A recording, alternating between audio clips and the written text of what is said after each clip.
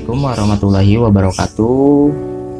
Buat teman-teman yang saat ini masih terjebak di aplikasi pinjaman online ilegal ataupun legal, sudah saatnya ya kalian itu melakukan stop pembayaran di saat krisis seperti ini.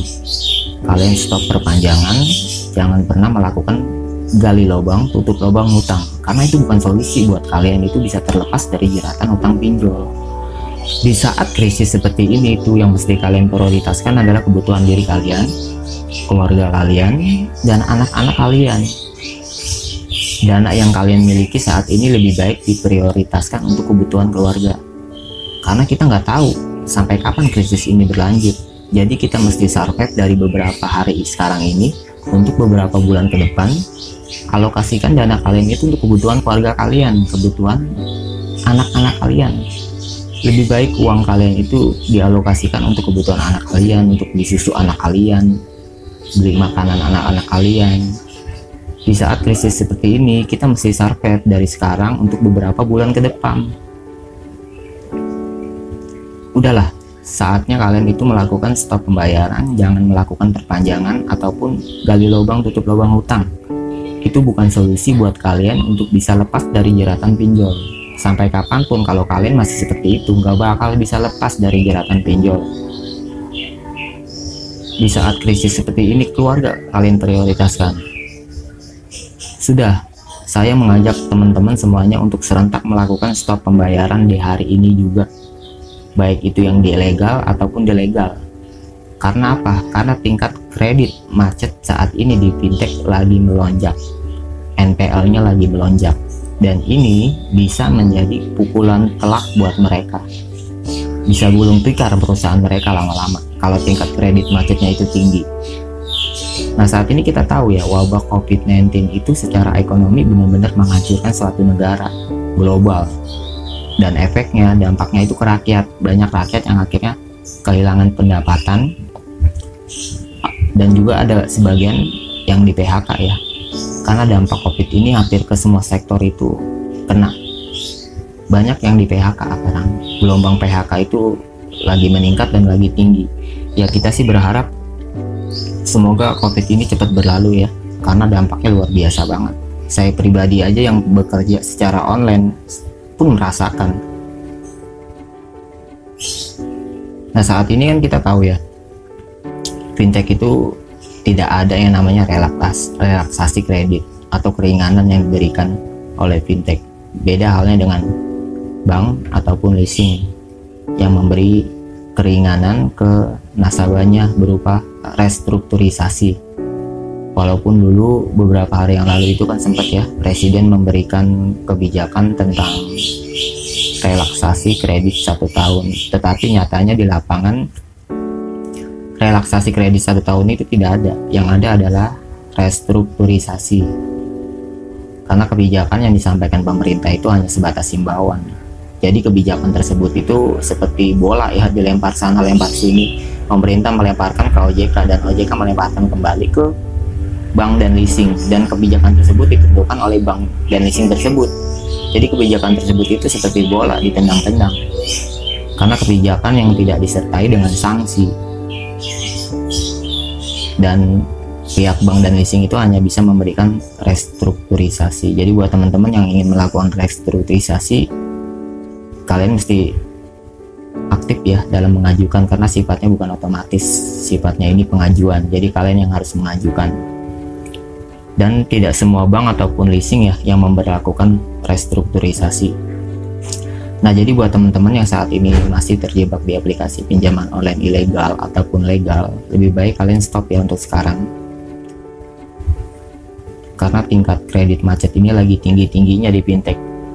Dan itu bisa membuat telak perusahaan mereka ya. Makanya pengajuan di saat ini itu agak sulit. Karena yang mereka fokuskan adalah penagihan. Makanya penagihan di saat krisis seperti ini kadang gila-gilaan fintech. Beda pada saat melakukan penagihan sebelum krisis. Makanya kalau kalian mengajukan di saat krisis seperti ini itu agak sulit, karena mereka panik akan tingkat kemacetannya. Walaupun ada beberapa aplikasi memang masih memberikan pinjaman, biasanya mereka-mereka yang sudah lama ya menjadi nasabah yang sering melakukan perpanjangan, biasanya ketika kalian melakukan pinjaman kembali itu biasanya di ACC. Tetapi bagi kalian yang baru melakukan pinjaman, itu di saat krisis seperti ini agak sulit, kebanyakan ditolak terus, nggak di ACC. Makanya saya mengajak teman-teman serentak sama-sama, udah stop pembayaran, jangan lakukan perpanjangan, jangan gali lubang tutup lubang hutang. Itu bukan solusi. Mau sampai kapan kalian terus-terusan jadi budak pinjol? Mau sampai kapan terus-terusan kalian itu menjadi ATM berjalan pinjol? Nggak akan selesai-selesai kalau kalian melakukan cara seperti itu. Buang rasa kepanikan yang ada di diri kalian. Makanya saya selalu menyarankan ke teman-teman, kalau tidak ingin diteror oleh pinjaman online ilegal, lebih baik kalian ganti nomor. Hapus semua aplikasi yang ada di handphone.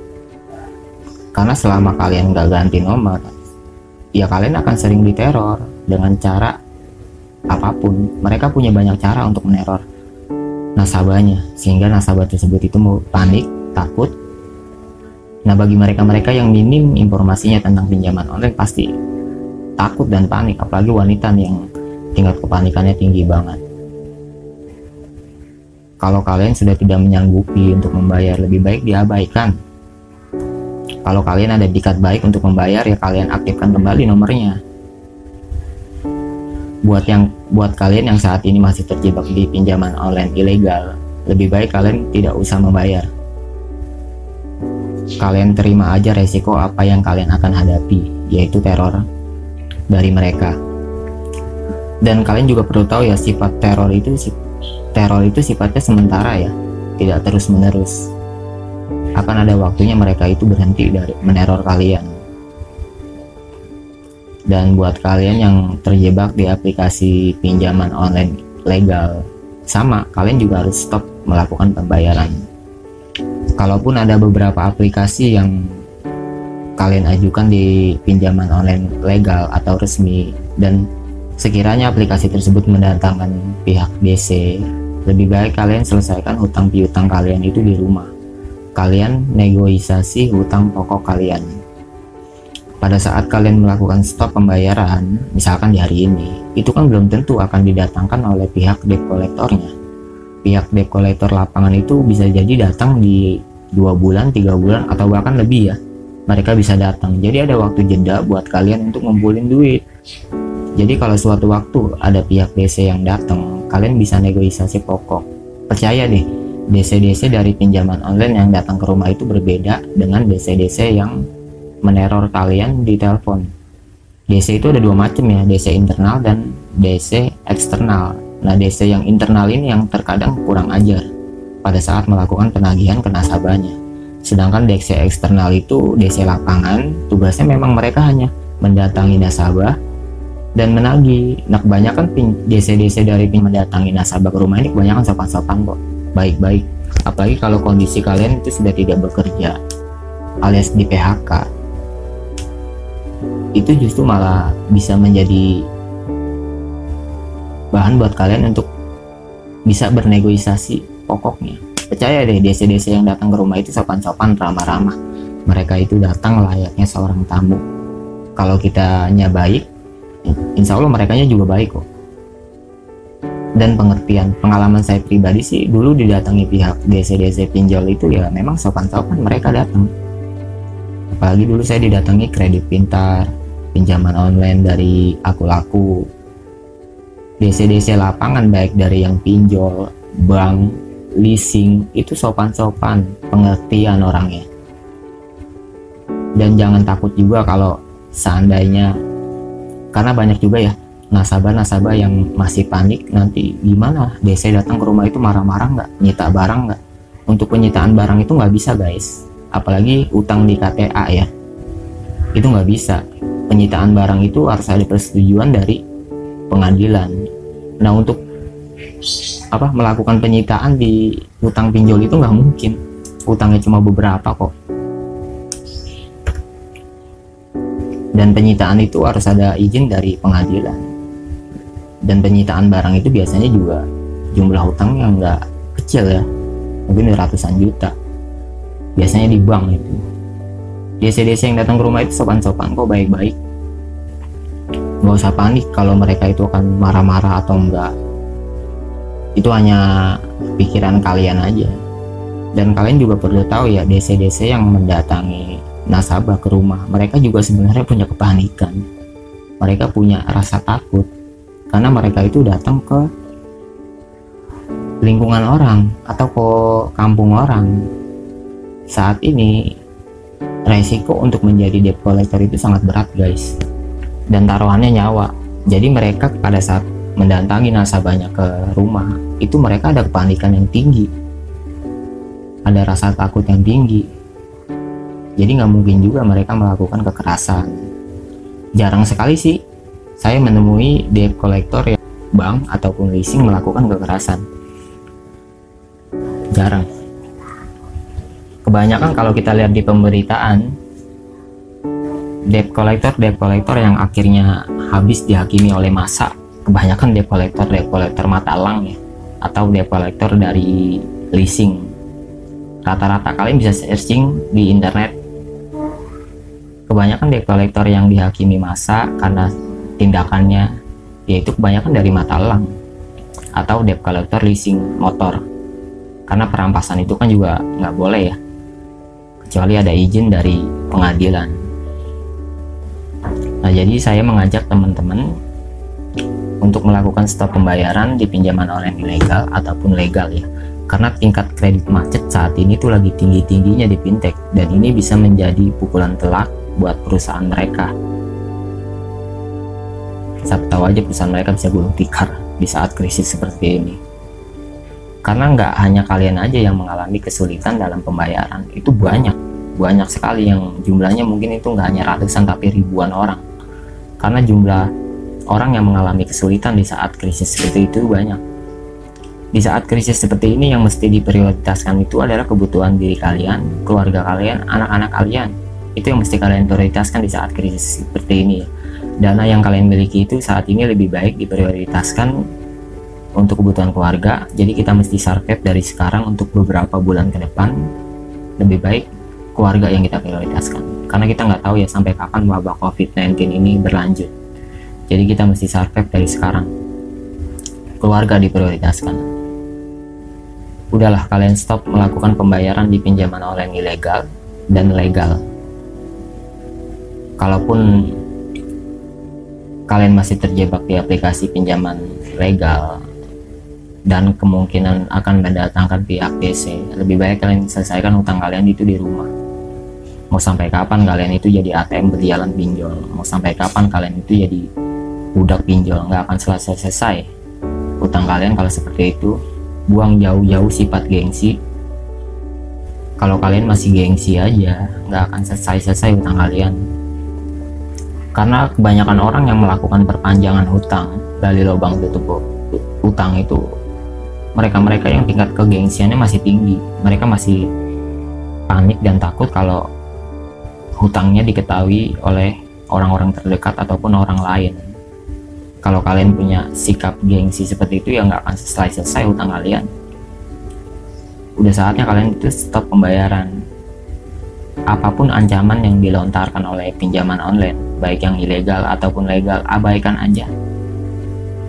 Saya yakin dah kalau selama kalian nggak mengganti nomor, mereka itu punya banyak cara untuk melakukan ancaman. Nah, buat mereka-mereka yang minim sekali tentang informasi pinjaman online, hutang piutang, itu pasti bakalan panik. Pokoknya ancaman apapun yang dilemparkan pinjaman online ilegal ataupun legal, itu semua gertakan.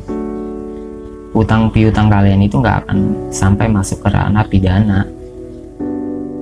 Kalian gagal bayar pun itu juga bukan pidana. Mereka menyebar data kalian itu udah pidana.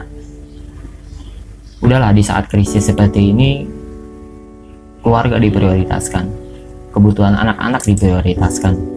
Dana yang kalian miliki saat ini lebih baik buat beli susu anak ataupun buat beli makanan anak-anak kalian ya. Karena kita nggak tahu ya sampai kapan wabah ini berlanjut. Kita sih berharap semoga selesailah wabah ini, karena dampaknya benar-benar luar biasa secara ekonomi. Saya aja kadang prihatin ya kalau dengar curhatan yang datang ke saya ya. Mereka di PHK, tidak memiliki pekerjaan, tetapi masih punya cicilan. Saya pribadi pun dulu pernah ya dalam keadaan seperti itu. Tidak di PHK, masih meninggalkan cicilan. Langkah yang saya lakukan yaitu saya stop pembayaran. Saya hapus aplikasi, saya ganti nomor. Tujuannya sih bukan untuk lari dari perkara hutang piutang ya. Tujuannya adalah untuk merelakan atau menenangkan pikiran terlebih dahulu. Waktu itu saya putuskan untuk stop pembayaran. Saya selesaikan hutang piutang di rumah. Dari sekian banyak aplikasi yang saya ajukan waktu itu, kurang lebih sekitar 15 lebih aplikasi ya. Itu cuma 2 aplikasi aja yang mendatangkan pihak biasanya ke rumah, dan itu yang saya selesaikan hutangnya. Kalau kalian tidak sanggup membayar di aplikasi fintech yang legal, kalian juga nggak usah khawatir ya, karena mereka juga sudah diasuransikan. Kalau saya pribadi sih, saya nggak terlalu mengkhawatirkan ya ketika saya tidak bisa melakukan pembayaran di aplikasi ilegal. Justru kalau saya pribadi sih ya, ini menurut pendapat saya itu lebih mengkhawatirkan ketika berurusan dengan hutang piutang yang sifatnya perorangan. Misalkan kita berhutang kepada teman, saudara, ataupun orang-orang terdekat kita ya, tetapi tidak ada niat untuk membayarnya. Itu yang jadi musibah nantinya. Oke, jadi untuk video kali ini saya serentak mengajak kalian semua nih untuk melakukan stop pembayaran ya. Jangan pernah menggali lubang tutup lubang hutang. Oke, untuk video kali ini mungkin saya akhiri sampai di sini ya.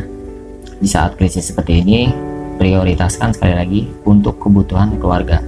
Oke, wassalamualaikum warahmatullahi wabarakatuh.